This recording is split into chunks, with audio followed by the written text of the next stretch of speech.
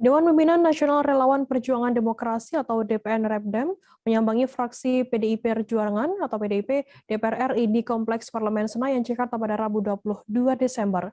Kedatangan DPN Repdem tersebut untuk beraudiensi dengan fraksi PDIP terkait pendampingan kasus dugaan kekerasan seksual yang dialami oleh sejumlah siswa di lingkungan sekolah Selamat Pagi Indonesia.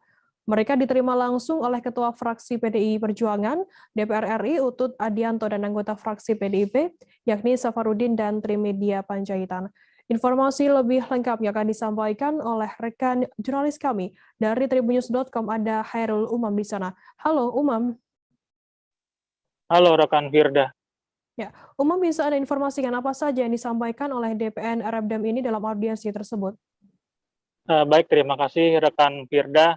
Tadi Irfan Fahmi selaku Ketua DPN Repdem bidang keagamaan yang juga tim advokasi DPN Repdem ini mengecam keras peristiwa dugaan tindak kekerasan seksual yang terjadi di Sekolah Selamat Pagi Indonesia atau SPI yang berada di Kota Batu, Malang, Jawa Timur, di mana seorang pria berinisial JEP, 49 tahun, yang merupakan pendiri SMA tersebut, diduga sebagai pelaku dari dugaan kekerasan seksual.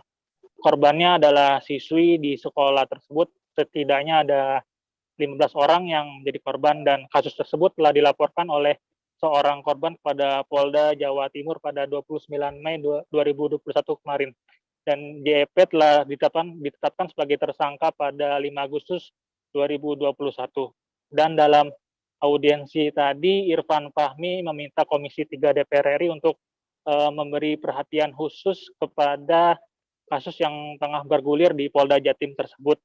Bahkan DPN Repdem juga meminta Komisi 3 DPR RI untuk memanggil Kapolda Jawa Timur dan Kepala Kejaksaan Tinggi Jawa Timur untuk menjelaskan bagaimana perkembangan penyidikan kasus tersebut. Sebab menurutnya ada potensi aspek non-hukum yang dapat menjadikan penanganan dugaan kasus kekerasan seksual tersebut tidak berjalan sesuai dengan ketentuan hukum yang berlaku. Umam, sejauh mana kasus tersebut kini sudah ditangani oleh pihak Polda Jawa Timur?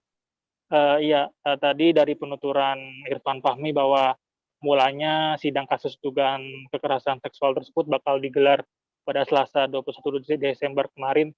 Namun sayangnya setelah dilakukan penelitian, masih ada berkas perkara yang didapati masih belum lengkap, sehingga jaksa penuntut umum kembali meminta penyidik Polda Jatim melengkapinya agar perkara tersebut bisa segera ditindaklanjuti oleh pengadilan.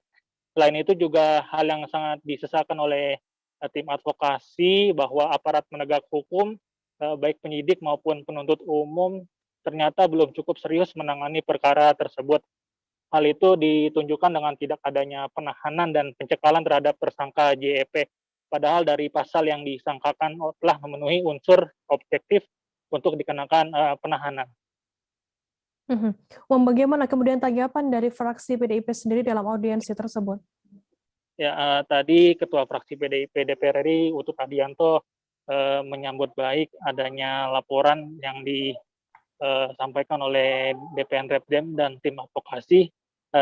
Dia menegaskan bahwa memang keadilan di Republik ini harus ditegakkan ya, dan berharap Utut juga berharap tidak ada lagi korban-korban yang berjatuhan atas dugaan tindak kekerasan seksual.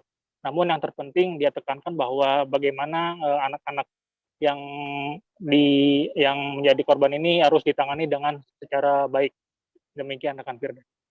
Baik, terima kasih rekan jurnalis dari tribunnews.com, Hairul Umam, atas laporan Anda. Selamat bertugas kembali.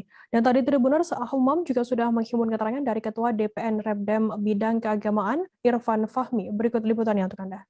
Ya, yang terkait kasus dugaan pelecehan dan pencabulan di suatu sekolah di Kota Batu, Malang, itu kami hadir di sini dalam rangka mengadukan kepada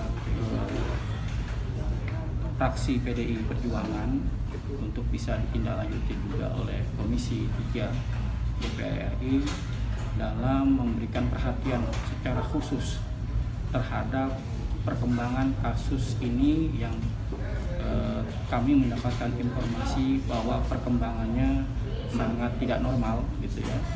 Dan kami berharap dengan kami datang kemari, penanganan penyelesaian kasus ini bisa sesuai dan sejalan dengan dengan hukum yang berlaku. Intinya segera cepat disidangkan perkara ini gitu. Indikasinya tidak normal itu seperti apa? Yang pertama, tidak ada tindakan penahanan terhadap pelaku gitu. Ya, sampai hari ini pelaku tidak ditahan, masih. Jangan lupa subscribe, share, komen, dan like ya.